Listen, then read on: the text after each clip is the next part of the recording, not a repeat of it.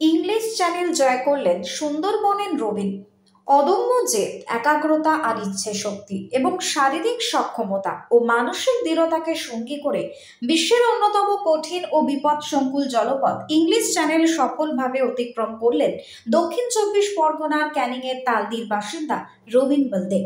প্রায় 11 ঘন্টা ধরে হিমশীতল জল, বিশাল ঢেউ এবং কঠিন প্রকৃতি পরিস্থিতির বিরুদ্ধে লড়াই করে শেষ অবধি ইতিহাসের পাতায় স্থান করে নিলেন তিনি। ইংল্যান্ড এবং ফ্রান্সের মধ্যবর্তী এই জলপথটি সমগ্র বিশ্বের সাঁতারুদের জন্য এক বিশাল চ্যালেঞ্জ হিসেবে পরিচিত। সুন্দরবনের যুবক রবিন সেই চ্যালেঞ্জকে নিজের অধ্যাবসায় এবং সাহসিকতার রূপ দিলেন সাফল্যে। সকাল থেকে শুরু করে টানা সাঁতারের মধ্যে দিয়ে রবিন বলদে অতিক্রম করেন প্রায় 34 কিলোমিটার দীর্ঘ এই জলপথ। বিশেষজ্ঞদের মতে ইংলিশ চ্যানেল জয় করা শুধুমাত্র এক শারীরিক পরীক্ষাই নয়, এটি মানসিক দৃঢ়তা, ধৈর্য এবং আত্মবিশ্বাসের প্রকৃত মাপকাঠি।